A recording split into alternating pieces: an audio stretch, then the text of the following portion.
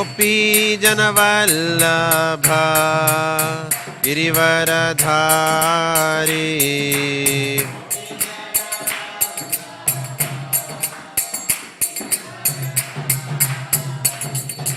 यशोदानंदन ब्रज जनरंजन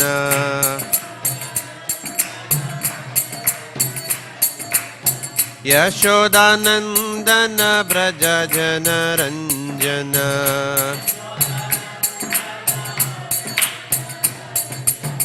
यमुना तीरा वनचारी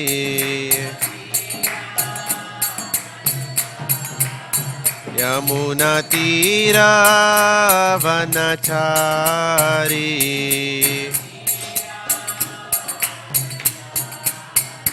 जय राधा माधव कुंज बिहारी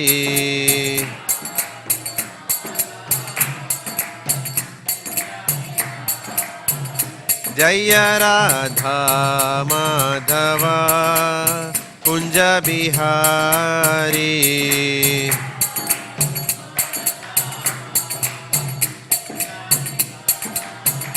जय Radha Madhav Kunj Bihari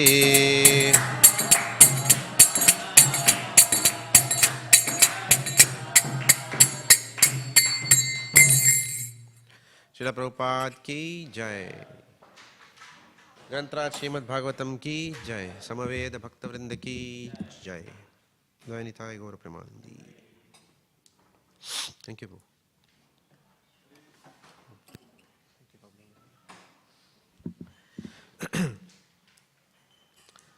Hare Krishna.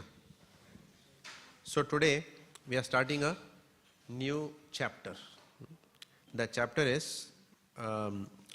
chapter 13. Yesterday Surya Gopal Prabhu concluded chapter 12, which talked about the Mohini Murti incarnation. So now the Śrīmad Bhāgavatam shifts to a slightly different topic. So chapter 13 of the 8th canto of the Śrīmad Bhāgavatam is titled as Description of Future Manus. Description of Future Manus. Our focus, we'll discuss from text 1 and we'll go till text 11 because there are no purports.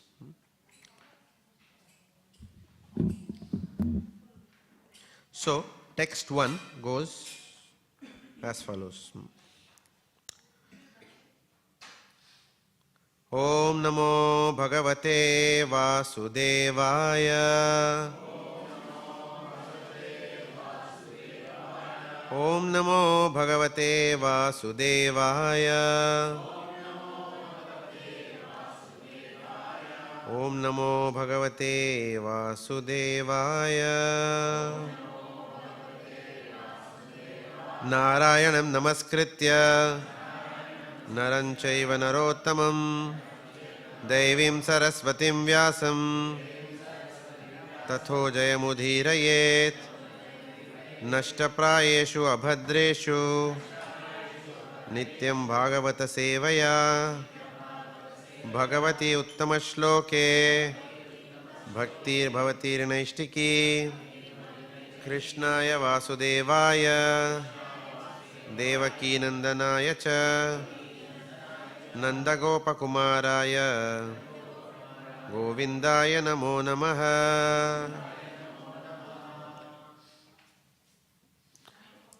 Text 1 goes as follows. Sri Sukam Vacha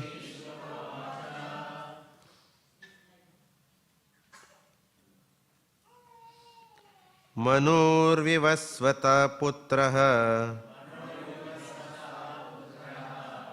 Shraddhadeva iti Shrutaha Saptamo Vartamano Yas Tad Apatyani Me Shrunu. Sri Sukam Vacha Manur Vivasvata Putraha Shraddhadeva iti shrutah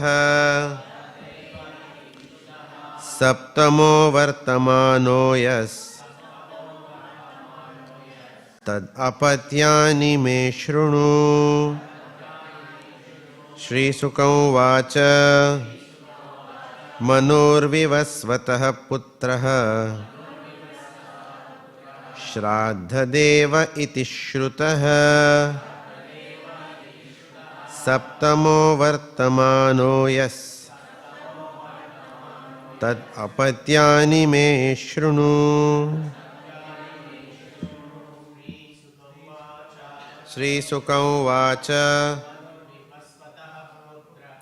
Manurvivasvatah putraha Shraddhadeva iti shrutah Saptamo vartamano yas Tadapatyani me shrunu. Sri Sukam vacha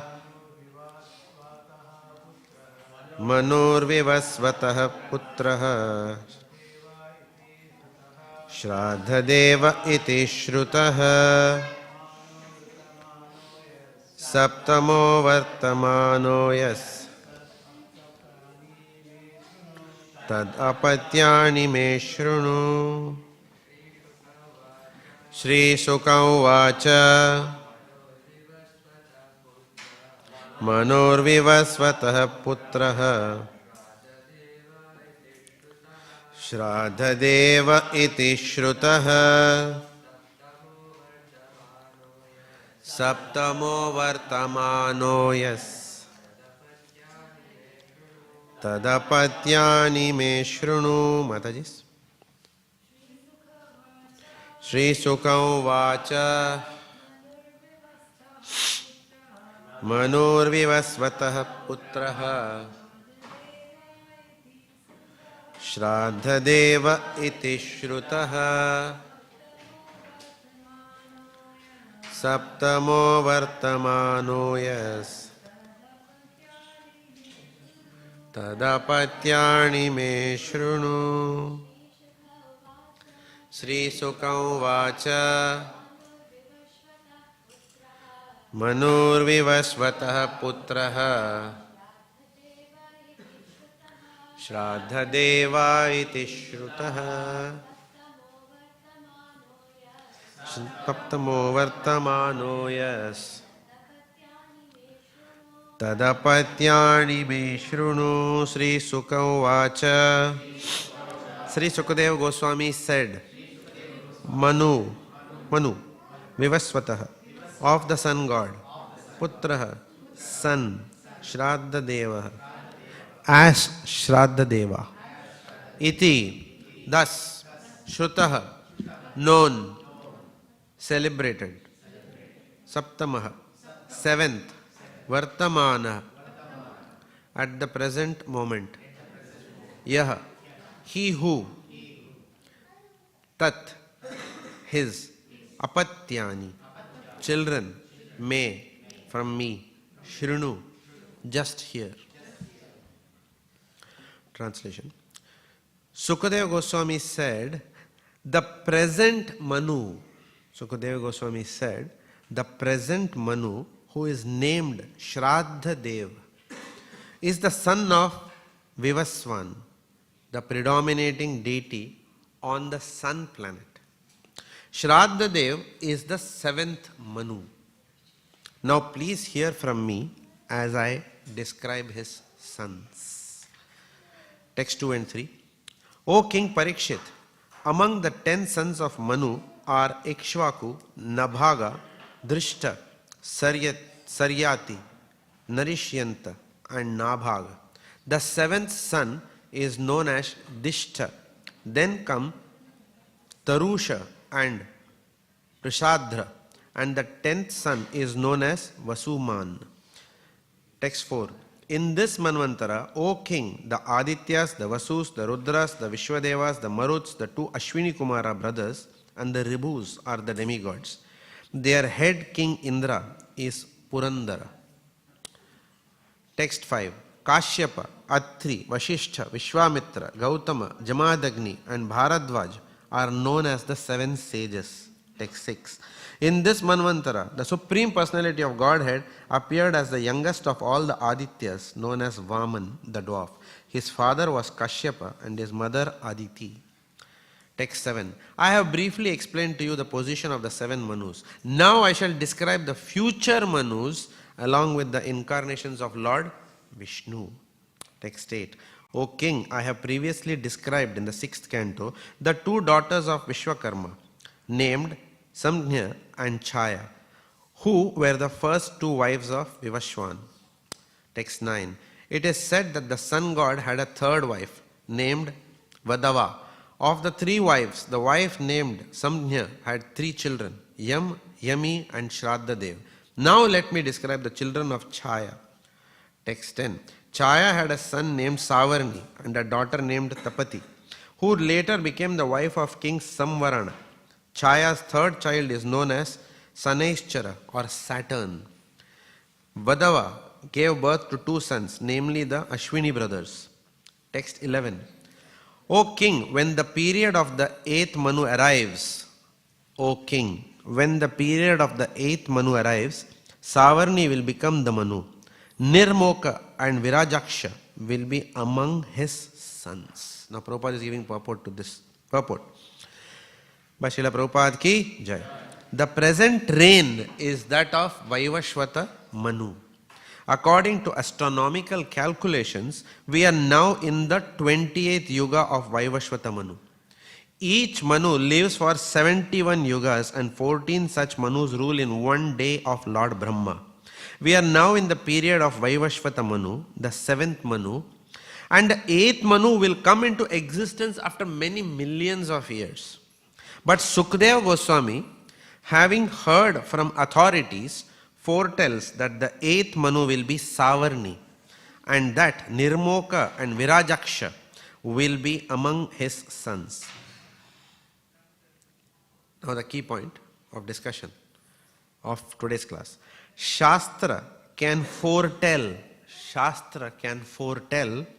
what will happen millions and millions of years in the future. Shastras can foretell what will happen millions and millions of years into the future.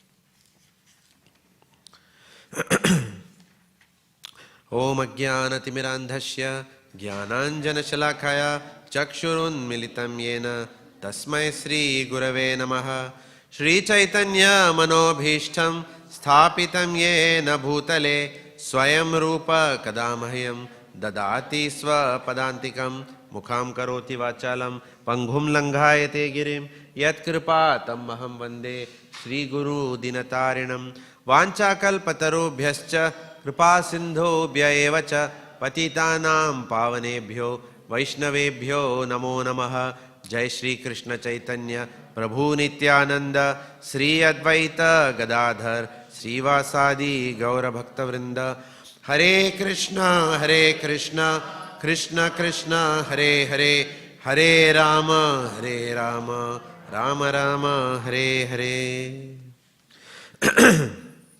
Hare Krishna. Sri Sukam Vacha Manur Vivashvatah Putraha Shraddhadeva iti Shrutah Saptamo Vartamano Yas Tad Apatyani Me Shrunu. Sukadeva Goswami said, the present Manu who is named Shraddhadev is the son of Vivaswan, the predominating deity on the sun planet. Shraddhadev is the 7th Manu. Now please hear from me as I describe his sons.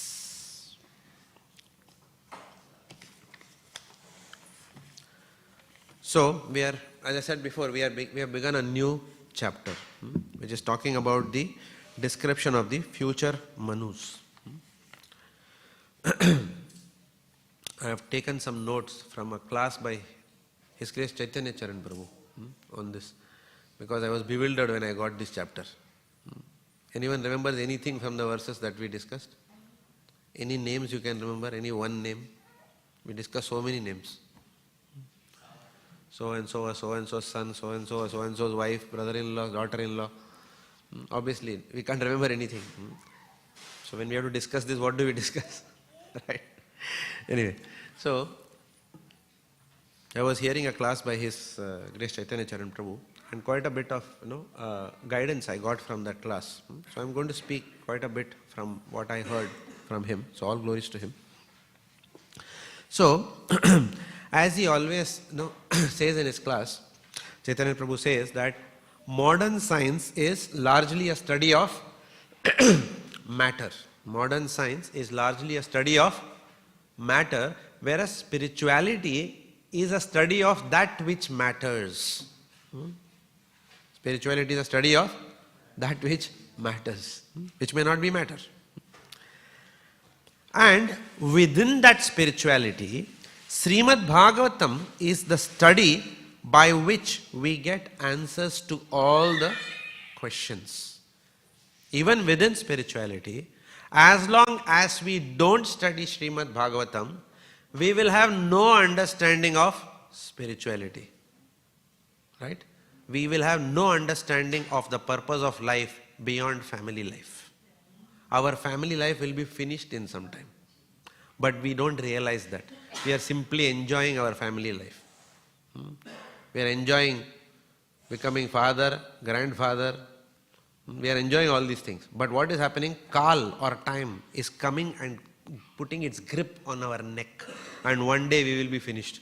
Śrīmad Bhāgavatam is cautioning us to this point. Don't make a plan that this material life will be as it is forever and ever. It's going to go downhill someday.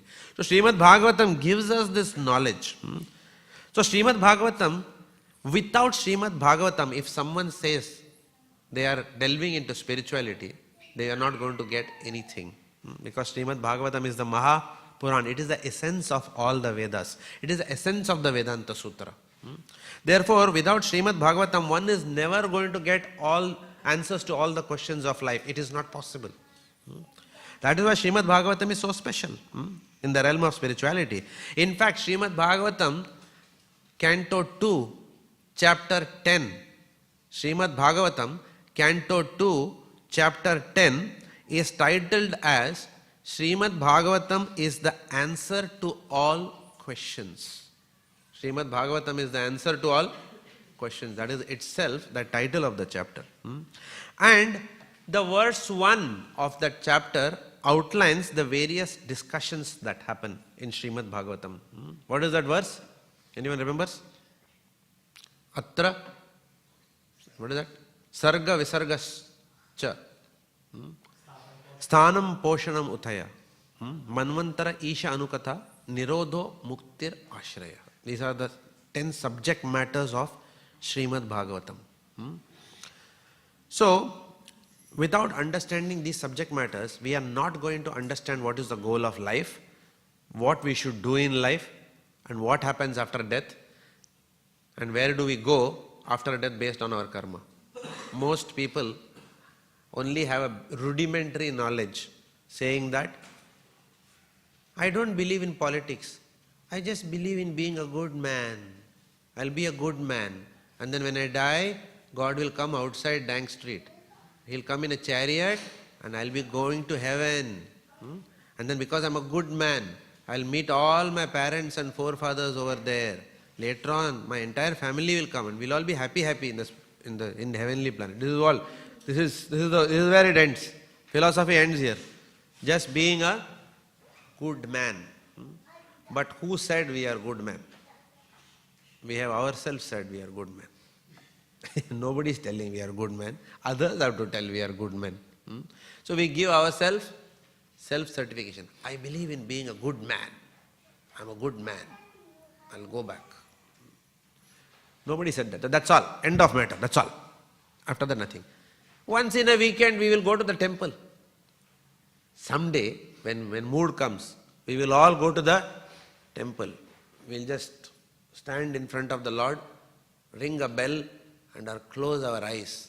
And what we will pray to the Lord? We will pray to the Lord, oh Lord, please give good health to everyone in the family. Please give, don't forget to give a lot of wealth also. Because what is the use of health without wealth? Right? So please give us a lot of wealth also. Sabko sukhi rakhna hai Bhagwan. This is our prayer. our prayers cannot go beyond this also. Why?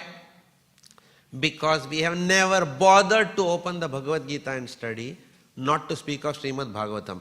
Most people who pride themselves in calling themselves as Hindus don't even know the difference between Bhagavad Gita and Śrīmad Bhāgavatam. Even the class is going on, people are doing something else only. Everyone is busy doing, everyone is in their own world, even in Śrīmad Bhāgavatam class, right? So this is the unfortunate state of affairs. We come to a Śrīmad Bhāgavatam class, but unless the Lord gives us mercy, we will not even be attentive in the Śrīmad Bhāgavatam class. Because it requires the mercy of the Lord to hear Śrīmad Bhāgavatam. Even sitting in the class, we will be doing something else only, right? So, whoever gets a Śrīmad Bhāgavatam taste in this lifetime is indeed very fortunate. So, in today's chapter, the Bhagavatam is predicting about future personalities who are going to appear, future Manus who are going to appear. So there are two themes we will discuss today. One is the relevance of Manu in our life, that is number one.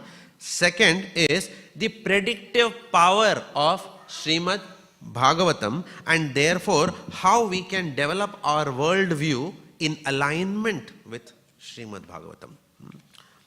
So we'll start with relevance of Manu. In the scriptures, it is mentioned there are 6 types of avatars. Now obviously, if you ask someone, even a Hindu, what are the avatars? They will say Dasha Avatara. Even I used to think like that. Dasha Avatara. Why? Because I remember in my childhood, there were comics called as Phantom Mandrake. Anyone knows that? Laurel and Hardy, Oli and Stanley. These are the comics we used to read, right? And, you read that? Yeah. So therefore, these comics were 2 rupees, 3 rupees at that time. Amar Chitrakatha. And some other, publishers used to produce. So Amar Chitrakatha used to publish these specially pious topics. So Amar Chitrakatha had one 10 rupees book called as Dasha Avatara, I remember. I used to look at that book, and it took me a while to afford that book also. And in the Dasha Avatara, all the 10 incarnations are given in the comic book. So our knowledge of avatars are restricted to only those Dasha Avataras. Because the source of our knowledge is a comic book. The source of our knowledge is not Śrīmad Bhāgavatam. But when we study the Śrīmad Bhāgavatam, only then we understand there are 6 categories of avatars. What are the categories of avatars? Purusha Avataras. In Purusha Avataras, what come? What come in Purusha Avataras? The Vishnu Tattvas will come. Right? Mahavishnu, Sirodakshai Vishnu, Garbhodakshai Vishnu. Again, most people do not even know that there are different types of Vishnus. If they ask them, they say, we worship Vishnu. Which Vishnu? What do you mean, which Vishnu? Right? Because we have not studied the Śrīmad Bhāgavatam. So therefore our knowledge will remain hollow on that platform. So these are the Purusha Avataras. Then there are Leela Avataras, which that comic book gave.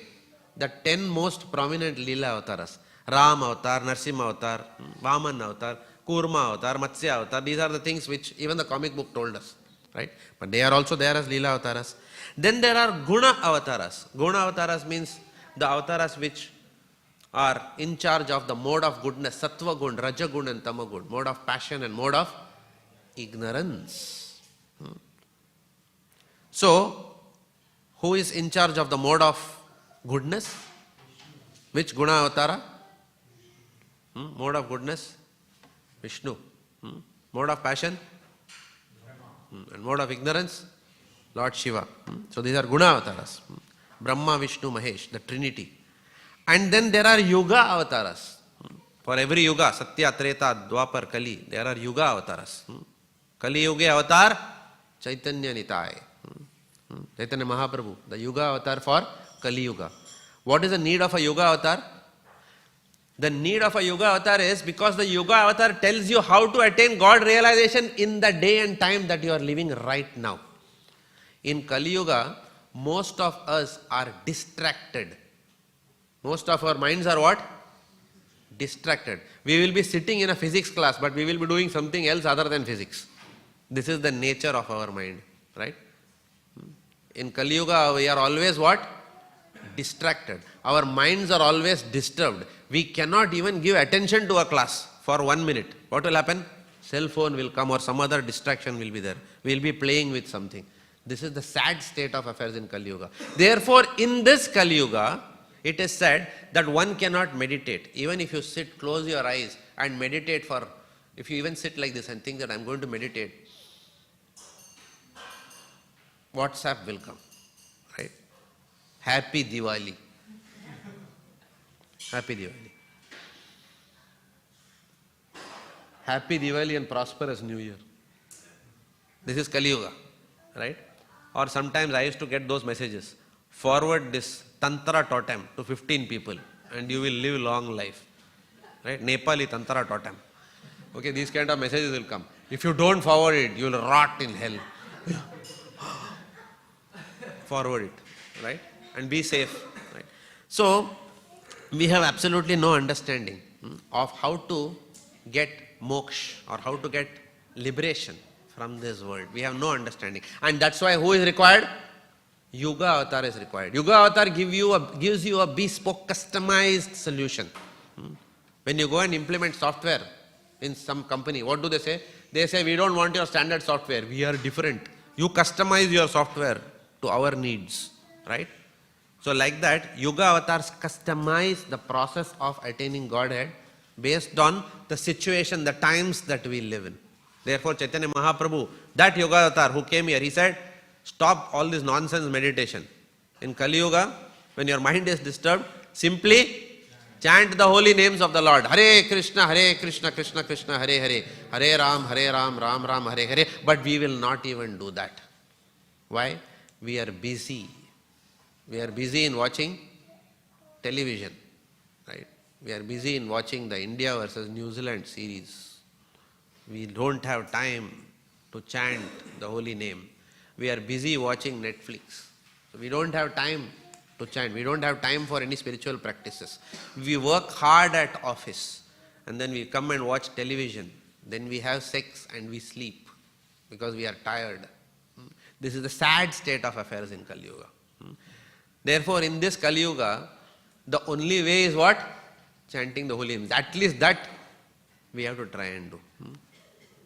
But unless we put ourselves regularly in the association of devotees, we will not even come to the platform of doing the chanting of the holy names. If we come to the temple once in a year, nothing will come. Yes, you will get some piety, that's all. Association of devotees has to be a constant activity. It cannot be a sporadic endeavor based on our moods and availability. Oh Krishna, I will come to your temple whenever I am available. But you come, please don't tell me I will come whenever I am available. You have signed what? Professor, what has God signed with us? SLA, Service Level Agreement. Whenever I call, he has to respond in how much seconds? Immediately. Sometimes he has to even understand what is my problem and solve it even before the problem comes. That is our expectation from God. But then we, when it comes to we serving him, I will come and serve you whenever I have time. What kind of relationship do we have with God? No. Therefore, unless we study the Śrīmad Bhāgavatam, we will not understand the mind of God and how he operates. So we will remain in blissful ignorance and we will be a victim of our own opinions of the past. And we will not go anywhere in our spiritual life. So the Manvantara avatars, who are they? Who are these Manus? These Manus are known as the father of mankind. The word Manushya has come from the word Manu. Manushyanam Sahasreshu. That word Manushya has come from the word Manu. They are the original Adam and Eve, if you like. The original Adam is what? Who? Manu. From whom all Manushya has come. So it is said that one day of Lord Brahma has got 1000 Chatur Yugas. 1000 cycle of Satya, Treta, Dwapar and Kali. And that's one day, 1000 cycle. And in that 1000 cycle, there are 14 periods of Manu. Each period is known as one Manvantara. And one Manu presides over each such period. So these Manus, they have two purposes. They serve two purposes. What is the first purpose of Manu? Is to start putting population in this world. Right? Jail has been created, but the jail has been created for who? Not for picnickers. Jail has been created for who? Criminals. and prisoners, right? So therefore it has to be populated by those people. So the jail of this material world has to be populated, and who takes that responsibility? Manu takes the original ownership. He is the pioneer of population. That is one responsibility, but that's not enough. What does he do? He knows that he has sent these people to the jail. So they also write the codes of how to live in this jail and what to do and what not to do in this jail. So what does Manu Samhita tell you? I'm trying to simplify it. I'm giving an example. Manu Samhita tells you that if you are in jail, do not murder while inside the jail. Do not murder when you are inside the jail. Because what will happen? Whatever chances you will have of parole will also go away. Because you are murdering inside the jail. Right? So you have come to this material world somehow as sinners. Do not further sin in this material world. Because what you are going to do is you are only going to complicate your existence in future lifetimes. And even lose your human form of life. This is what Manu Samhita tells. Then what Manu Samhita says? Yes. Again you have other two options. One is you have an option still to kill. Option is not taken away. You can still kill and be a permanent resident of the jail. Right? The second option is you be a good prisoner. I believe in being a good prisoner. I will not kill my fellow jail fellow. I will not kill. Whatever food they give me in jail, I will be very kind and I will share all my food with everyone in the jail. If a jailer is limping, I will help the other. If a prisoner is limping, I will help the prisoner walk. I will give my shoulder. So Manu Samhita says you can be a good prisoner also. But good prisoner means what? You will get better facilities in the jail. The police will say, wow, what a nice prisoner he is. He doesn't create any trouble. So let's give him better facilities. From tomorrow, let's put extra ghee in his chapati. Right? Let us put a fan or air condition in his prison. They'll give you some better facilities. This is what Manu Samhita tells you. Right? But an intelligent man will not try to put more ghee in the chapati. He will not go to God and say, God, can you ensure some little bit more genuine ghee is there, Amul ghee in the chapati. An intelligent fellow will say, I want to get out of this jail. And that is what Manu Samhita also tells. For those people, bad prisoners, good prisoners and intelligent prisoners who don't want to be prisoners, Manu Samhita gives you guidelines, what to do, what not to do. Śrīmad Bhāgavatam also gives you those guidelines. To escape the jail of material existence. So, but for these laws which are given in the Manu Samhita, when there are no laws, what will happen? There will be anarchy in society. Everybody will do whatever they want. Right? If there are no laws in this temple, what will happen? Suddenly somebody will come inside into the temple and they will go straight into the altar and say, Krishna. Is that allowed? Not allowed, because there is a procedure for worshipping him. Right? No rules means anything will happen. Right? Somebody will come with cigarette and alcohol into the temple. No rules, it's okay. Everyone is, we are all, no rules. Everything is okay. Everything okay, society will not run. There has to be rules, because unless there are rules, there will be no discipline, there will be no order in society. So the Manus do that job of bringing cosmic governance and bringing order into this chaotic world. That is the role of Manus. So once Srila Prabhupada met John Lennon and Yoko Ono from the Beatles. Prabhupada met them. And Prabhupada asked them, what is your philosophy? What is your philosophy? Actually, they met Prabhupada. Prabhupada said, what is your philosophy? Prabhupada asked. They said, we just live. Just live. That's the philosophy. Just. Like you ask somebody, how are you? Bas, ji rahe. Have you asked someone like that? Kaise ho bhai? How are you? Bas, ji rahe. How are you in English? Yeah, just living. Going on. That's how people answer, right? Going on. Just living. So, now, the fact that they replied that they are just living does not necessarily mean that they do not have any philosophy. It just means that they have accepted whatever current philosophy is being propounded in society. That's what it means. Because a man has to live with some philosophy at the end of the day. Either you live according to the Bhagavata philosophy or you live along with the contemporary propaganda that is going on in today's world. So just living means, okay, the world is like that, that's all. What can I do? I am just living, that's all. So just living. It simply means acceptance of a default worldview presented by society at a particular point in time. That is what mankind lives today. And people say, what difference does it make? Anyway, death is going to come to everyone. You are going to die, I am going to die. So why listen to the Śrīmad Bhāgavatam? Better go home and do something better. Right? Right? Why listen to the Śrīmad Bhāgavatam? Right? So, after all, everybody is going to die. Whether I am good, bad, how does it matter? मिट्टी से आए हैं and मिट्टी में ही मिल जाएंगे. We have come from dust and then we will all get into, thou shalt get into dust. So what difference it makes?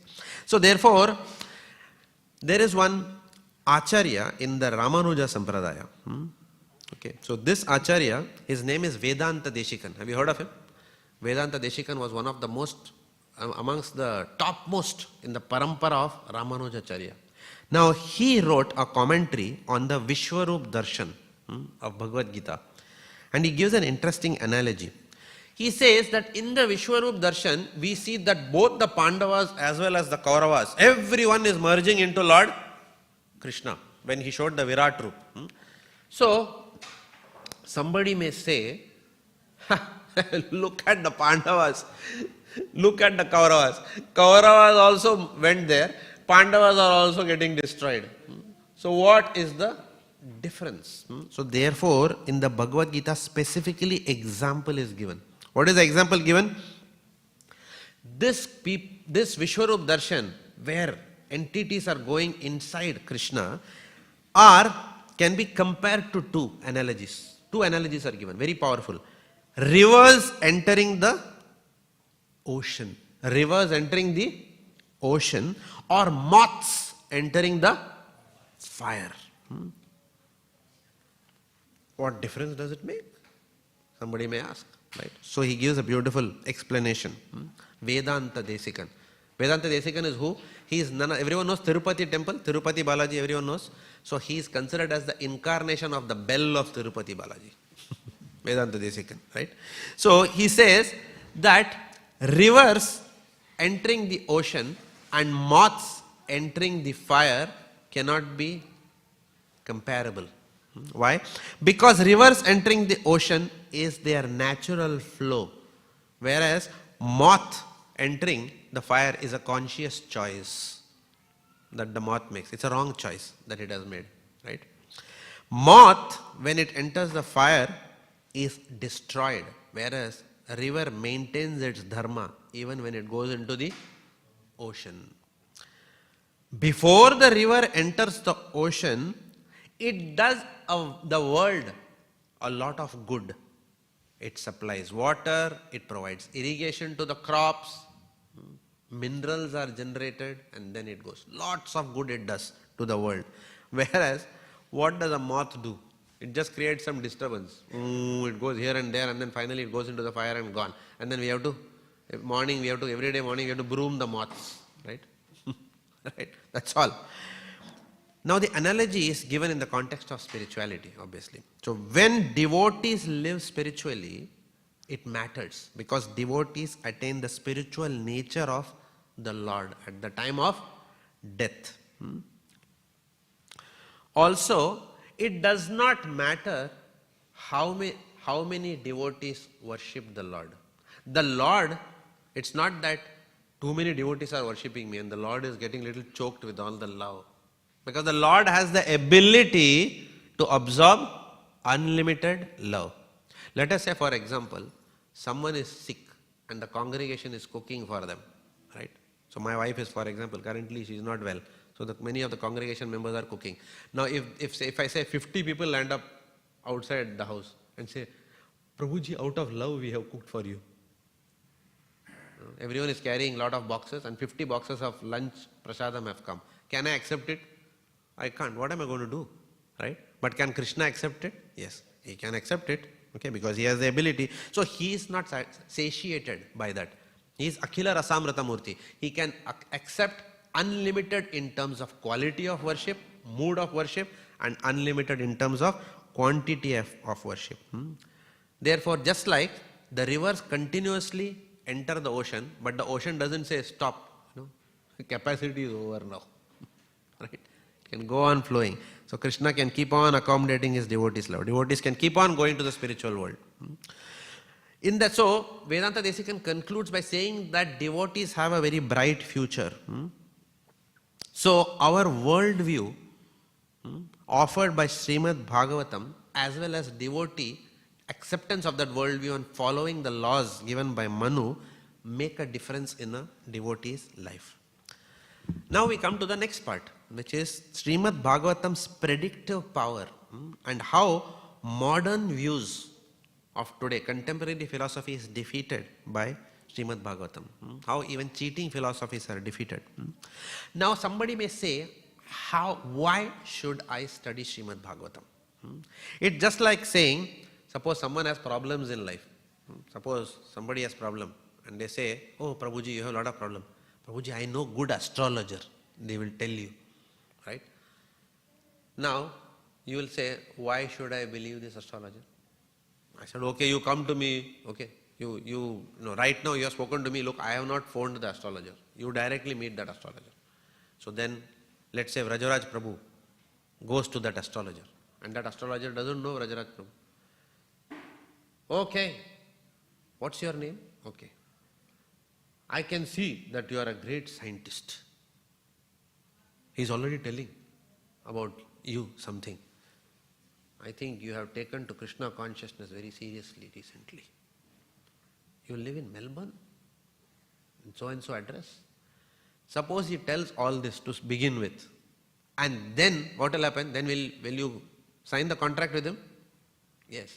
Because he has told you so many things, he has predicted so many things about you which are true, that gives you a reason to believe that whatever he is going to say also will be true. It gives credibility to the astrologer, right? But if he told you your name is David, then what will happen? You will run away from that astrologer and you will come and catch my neck also for recommending that fellow. Correct or no? I will have to run from you then, right? So therefore the predictive power of Śrīmad Bhāgavatam gives us confidence in the predictions of Śrīmad Bhāgavatam. What are some of the examples? The Vedas have declared ages before that the earth is round. That's why it's called Bhugol Shastra. Gol means round, right? And the scientists are only now recently concluded that the earth is round after inventing all those equipments, right? Śrīmad Bhāgavatam talks about the concept of the smallest indivisible particle of matter called as Paramanu or atom, which Dalton only released few years back. Śrīmad Bhāgavatam talks about what happens to the child in the womb month after month. When there was no sonography, X-ray, CT scan, MRI, nothing was there at that time. But everything is predicted by Śrīmad Bhāgavatam, right? So, plus Śrīmad Bhāgavatam, therefore because now Śrīmad Bhāgavatam is predicted all this, plus Śrīmad Bhāgavatam is making lots of predictions in the 12th canto, 2nd chapter, text 1. Śrīmad Bhāgavatam says, Tathascha anudinam dharmam satyam shaucham shamadaya kalena balina rajan nankshati ayu balam smriti. It says that as Kali Yuga progresses, day by day, dharma will go down, religion will go downhill. Tolerance will go down, forgiveness will go down, mercy will go down. Satyam shaucham shamadaya, cleanliness will go down. Kalena balina rajan, by the power of time, nankshati ayu balam smriti. What will go down? Age of human beings will reduce. Ayu, balam, strength of people will diminish. And memory of human beings will also diminish. Is it not true? We know all this. Even someone who has not studied Śrīmad Bhāgavatam will know it is true. But Śrīmad Bhāgavatam has predicted this millions of years back. And now the same Śrīmad Bhāgavatam is predicting the future Manus that are going to come. So why should I not believe that? Right? It is. So therefore, that is the predictive power of the Śrīmad Bhāgavatam. Śrīmad Bhāgavatam, therefore, Śrīmad Bhāgavatam is not just that I say that I believe in Śrīmad Bhāgavatam. Śrīmad Bhāgavatam has to be studied systematically and we have to apply it in our life. Because we have a current worldview that we have developed based on university education and the material propaganda that is going on. So Śrīmad Bhāgavatam, we have to allow Śrīmad Bhāgavatam to alter that worldview that we have. For example, let's talk about two worldviews, modern science and Mayavad. Let's talk about both, the impersonalistic view. Modern science, it is said that prior to Newton, there were more people who believed in God. Lot of people believed in God prior to Newton. Now it was not Newton's fault. I'll tell you why. Because Newton, who gave us the gravitational theory to this world, he was asked, what is your greatest achievement? And what did Newton say? Not that, I was the one who discovered gravitation. No, he didn't say that. He said that my greatest achievement of life is that I remained celibate throughout my life. That's my greatest achievement, he said. Something. And this part, no textbook will talk about. This propaganda nobody will do, right? Because science has no reason to do this kind of a propaganda, material science. Newton's famous statement was, O God, I think thy thoughts after thee. Okay, I'll translate now. It means that I am only thinking your thoughts after you have already thought them.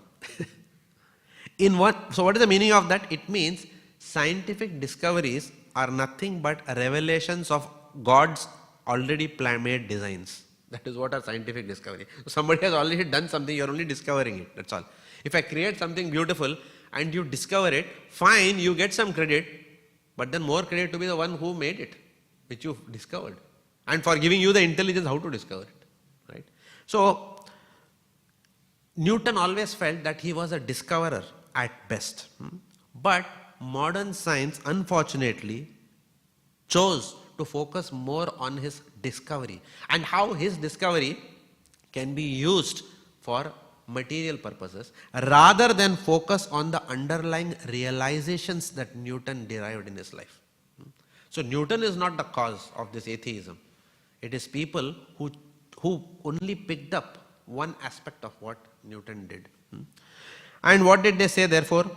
Therefore they said that yes, everything is anyway working as per cosmic laws. So these cosmic laws have already been designed. Now what is the need of God? Yes, somebody must have created all these things. But now after creating, everything is just running as it is now. Now what to do? So the idea was almost that yes, God created something fantastic, but after that poor God, he lost control of it. In Tamil, there is an old song, Kadavul yen kallanal, kallai pola manidargalale. There is one song. I'll translate in English for all of you. Why did God become stone? Because of the stone heart of men. That's why God also became stone. Now this sounds like a catchy song, but that's not the truth. God doesn't become stone. God manifests his personality through stone also. Okay. So God has not become stone. Or as someone said, God created this world and then he said, chi, chi, chi, chi. And he walked away after that. So some people say this also. Yet others, when they ask, who is God? Yeah, where is God? Yeah, God lives in heaven. What does he do in heaven? He sits on the throne and does what? He sits on the throne. Now how long can you sit on a throne? Even if you are given one, right? In your office, if you are given cabin, penthouse cabin, that is the highest you can aspire, no? Office. Full floor is yours. You are the managing director. Can you sit there 24 hours a day watching the views of Docklands and Yara River? How long can you do that? Right? So it's not that God is just sitting and He just sits on the throne like that. And after that, everything is going on in the world and He's just sitting on the throne. What to do? I created these rascals. They have ruined everything. And then He walks away. It's not like that. So this is the worldview they got. So God created something, but it is not in their control. Now, at least there is one merit to this view, that God created. At least they accept, no? God created. But this fellow Darwin, after his appearance, that also changed. Darwin's, everything was squashed. They said, what do you mean God created? Evolution happens by itself. That's what he said. Now, interestingly, what was Darwin's mood about God? He became atheist. What do you mean by, somebody will ask, what do you mean by becoming atheist? Which means you are believing in something, right? He became atheist. Why? Because his daughter died of tuberculosis. Therefore, he is angry with God. Therefore, you don't exist. Like for example, when the wife is angry at the husband, I don't want to look at you only. I want to ignore your existence for next 2-3 days. You have irritated me enough like that. So anger can be the cause of a temporary state of atheism till the next happy thing happens in your life. Right? So therefore, evolution, he said, happens with itself. And therefore, God was exiled from the academic world. So that happened after he came in. So, Prabhupada said that, yes, nature operates according to laws. But Prabhupada refuted that theory by saying what? Yes, nature operates according to laws, but just laws are not enough. We need a law overseer, someone to oversee the law. For example, if there was, if just laws are enough and nobody need to oversee, most of the governments will be very happy now. The council will have no work, nobody to give ticket to. Everybody is nicely stopping on green signal. Everybody is driving at 40 zone, at 40 only. Correct or no? Even if you are in the dead of the night and if the road says 40, you will still drive at 40. How many of you do that? How many of you say that? Nobody is going to be there. And then put that, what is that? Apple and then, because it reminds you, traffic light ahead, detected. If it doesn't say that, press the accelerator and go. So therefore, people are not going to follow laws, including devotees. Like Jayapataka Maharaj said, Krishna's mercy ends at 100 kilometers per hour on the freeway. Right? So, it's like saying that someone has come out of darkness into light and they think, wow, how come light emerged from darkness? Like that, right? Or, for example, a car is coming out of a garage and then someone thinks that the garage gave birth to a beautiful car. Because the shutter is opening and then car is coming out like that. Just like the womb that the female is giving, the mother is giving birth to a child. So people think that the mother is the cause of the birth of the child. That's where the soul has come from. So there is another interesting analogy. Someone saw a car come out of the garage. So then they asked the question, how come the car came out of the garage? So someone said, the reason is, I'll tell you, because the wheels of the car moved. And someone said, why did the wheels move? Then some wise man came and said, because there was ignition in the engine, there was a spark, and the piston moved, so the wheels moved. And then someone concluded, okay, why did the piston move? How did the ignition happen? And they said, it's all about one key, which has to be from vertical position, you have to keep horizontal position. And that's how the car moved. And then the logic stopped there. But who moved? Who turned? With whose free will was that ignition key moved from vertical to horizontal position? So Prabhupada says, think about that. So behind everything there is an intelligence, there is a person, and that personality who Śrīmad Bhāgavatam is revealing to us. So otherwise we will be stunted with suboptimal philosophy, exposure to suboptimal philosophy in our life. For example, some preacher will come. So some Christian preacher, for example. Christianity is a beautiful religion, right? But not everyone understands Christianity in full, the message of Jesus. What Jesus Christ said, my dear Romans, I have many more things to tell you, but you are not ready for it. And for whatever he told, he was put on the cross, right? So therefore his message was not complete. They never allowed him to complete his message.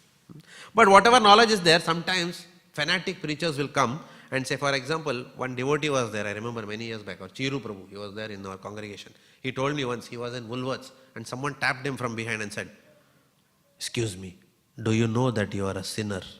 He said, yes. And he asked that fellow back, do you know that you are also?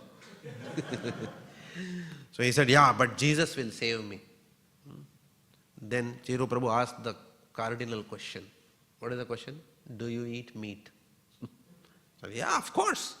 But then in the 10 commandments it is said, thou shalt not kill. So that fellow said what? Oh no, that is for animals only, right? Then they said, why is it for only animals? Why not for human beings? Oh, because human beings don't have any, animals don't have any soul. That is the logic. But then the question was asked that, then if they don't have any soul, how come they have consciousness? So then the answer is, that is because they are spirit. So then the question is, what is the then difference between spirit and soul? And that's where the knowledge ends. Finished. End of preaching. Finished. Right? So gone. Right? Then the next question was asked. This is a different context I'm saying. In a different context when a Christian was preaching. So, does this human include children? Does these human beings, thou shalt not kill, does it include children also? Yes. It includes children also because children are also human beings. Do you condemn then abortion which kills children?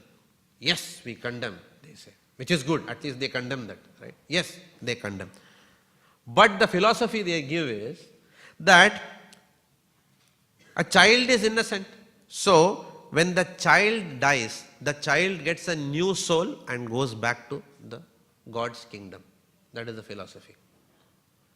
Now, if that is the philosophy, then abortion is the most spiritual activity. Kill the child, send back to Godhead. Why waste time in Harinam, Sankirtan and book distribution? At the womb itself finish. That's all ho gaya. Right? Finished. So therefore, this is all bogus philosophy, which the half-cooked knowledge. The religion is a great religion, but people have only understood, people have distorted the whole thing and giving only facts from here and there without understanding the full thing. So therefore, Bhagavatam hits at all this philosophy. Bhagavatam also kills Mayavad. When you talk to a Mayavadi, he says, why God created something? Mayavadi, what he will say? The question as well as the answer is irrelevant. That will be their answer. Because, beta, neither you exist, nor the world exists, nor God exists. That will be their answer. Right? Then what exists? Only the undifferentiated Brahman exists. Only Brahman is the truth.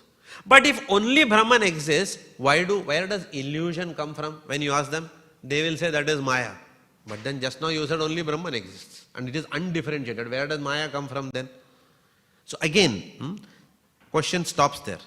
And then when answers stop, then what happens?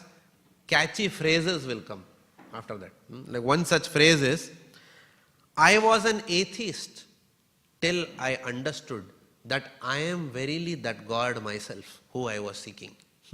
This is the philosophy. So therefore, what is there to seek outside? Just realize you are only God. So this is their bogus philosophy. Again, this philosophy sounds titillating to the false ego, but it prevents us from surrendering to the Lord. Once, His Holiness Jayapataka Swami Maharaj went to visit Shankaracharya, who is the head of the Mayavada school, the present Shankaracharya. So, not present means at that time, whoever was there. So, what did Jayapataka Maharaj want to go? What was his business going there? Anyone knows why he went there?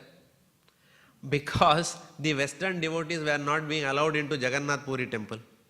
So, Maharaj went there And we went to the Puri Pandas. They said, if Shankaracharya gives permission, then we will allow all Westerners to come into Puri temple. So Jayapataka Maharaj went there.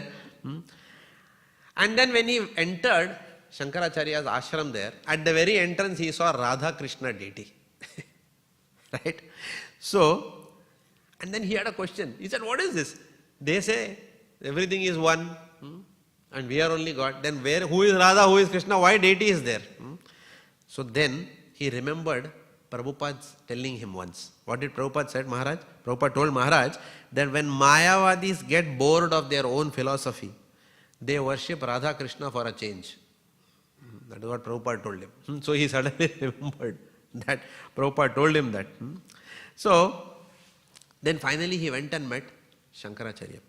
And he told Shankaracharya, look at these devotees they may have come from the West, but they are following all the 4 regulative principles. Even local Indians are not following, right? No meat eating, no illicit sex, no intoxication, no gambling. They have taken a vow to do that. And they are chanting 16 rounds of Hare Krishna Mahamantra, which most Hindus will not do, right? Then why are you not allowing them to come into Puri temple? So what was his reply? He said, very good. They are following 4 regulative principles and chanting 16 rounds. Definitely, avashya, in the next lifetime, they will take birth as pious Hindus and then they can enter Jagannath temple. That was the response he got. So, that's why Chaitanya Mahaprabhu said that Mayavada Bhashya Sunile Haya Sarvana. You cannot get anywhere. Even when they were questioned, you are saying everything is one, why are you worshipping Radha and Krishna? The reply they got was what? We don't worship Radha and Krishna. Through the medium of Radha and Krishna, we worship our own selves. Radha, Krishna, me, you, everything same. So this is their philosophy. Therefore, what happens when someone who is pious, the source of their piety is in this philosophy, what will happen? Their piety will never lead them to spiritual activities. So though they may go to all these spiritual centers, their conscience is not going to change because there is no element of surrender to Radha and Krishna. There is no element of surrender to God because you think you are only God. Therefore, when there is no surrender to God, when there is no worship of the Supreme Personality of Godhead, there is no purification of your heart. Therefore, what will happen? Even though you visit these centers, in India, many of these people worship Mayavada centers. So because of that, what happens? Piety is very high in India, but still people are not going to go back to Godhead because they don't know the real philosophy. It's just mundane piety at a sentimental level, that's all. And therefore, India also has this concept of worshipping demigods for material purposes. We have Visa Ganesh. Ganesh ji. What is the name of this Ganesh? Visa Ganesh. You go there so that you can get American visa. And you have passport Baba. Okay, there was a Baba and there's a tree and you hang your passport, then you can get American visa, like that. So whereas Śrīmad Bhāgavatam, the Manus have done a great job in terms of preserving this generation after generation. Śrīmad Bhāgavatam's view. So what is the bhakti view? And we'll conclude with that. Real bhakti offers detachment from the material world. There is a famous verse in Śrīmad Bhāgavatam 11th canto, after the Nava-Yogendra section, around there. It says 11.2.42. Bhaktir pareshanu bhava viraktir anyatra. Which means what? What does bhakti give? Bhakti gives devotion, direct experience of Bhagavan, and bhakti also gives detachment. All these three things happen simultaneously in bhakti. Devotion, direct experience of God, and detachment. All these things happen simultaneously in bhakti. Just like pleasure, nourishment, and relief from hunger come by the process of eating. So, the Bhagavata worldview is often criticized as being polytheistic. Oh, your dharma has got so many gods. But only when we study the scriptures, we will know actually Bhagavatam is monotheistic. There is only one God. All others are merely his assistants, his servants who are running the cosmos. And your Shraddha and Bhagavatam is so flexible, it offers you, saying that if you are attracted to any one of these demigods, that's okay. These personalities, any one of these personalities who your heart tunes to, you can worship them in a proper way and come through the slow path, gradual path also, back to that one God. But all of them are not gods. There is only one God. Bhagavatam propounds that to you. Prabhupada says Bhagavatam is neither polytheistic nor pantheistic. Pantheistic means what? Worship anything. That is also Bhagavatam. You don't see Bhagavatam. For example, when Narasimhadev came out of the pillar, okay, Prahalad Maharaj is not praying anything. Narasimhadev, pillar, Narasimhadev, all one. Oh, pillar. He didn't start worshipping the pillar just because Narasimhadev came out. He worshipped Lord Narasimhadev. So, Śrīmad Bhāgavatam is also not pantheistic, neither polytheistic nor pantheistic. Rather, Śrīmad Bhāgavatam offers a very beautiful worldview such that, and even an ignorant person who is there, if he opens the pages of Śrīmad Bhāgavatam and attends the Śrīmad Bhāgavatam class, can get enough knowledge by which we can deepen our relationship with God. By study of philosophy, Krishna conscious philosophy, we can deepen our relationship with God. Further, we can intensify that relationship with God by doing practical service in the temple, and that service can be based on our own aptitudes. Somebody may like to preach, somebody may like to do garland service, somebody may like to do kirtans, somebody may like to do cleaning, gundicha marjanam. So many services are there. So we can not only deepen our relationship, but we can also further intensify whatever default depth we have by study of the Śrīmad Bhāgavatam by services, and then we can expand our relationship with Krishna through the process of giving this knowledge to the whole world, through the process of preaching. So that is the Śrīmad Bhāgavatam worldview. And we are very grateful. It's a good opportunity for us to thank these personalities, these Manus, because but for them, how would this knowledge descend to all of us in Kali Yuga? So we take this opportunity to thank them. We also take this opportunity to thank some very special Acharya, one specific Acharya today, whose disappearance day, Vasudeva Ghosh, whose disappearance day today is. We will take this opportunity to remember him very briefly. Who was Vasudeva Ghosh? He was one of Lord Chaitanya and Lord Nityananda's intimate associates. He was one of three brothers who were very intimate to Lord Chaitanya Mahaprabhu. What was he known for? For singing and dancing. He was very adept at the musical arts, and he dedicated all his talents into serving Lord Chaitanya in his mission. So today we will remember him also and take his blessing, so we may progress in our spiritual life. Thank you very much. Hare Krishna. Srila Prabhupada ki Jai. Sorry for going 10 minutes overboard. Thank you very much. Granthraj Śrīmad Bhāgavatam ki Jai. Swami Bhaktivedanta ki Jai.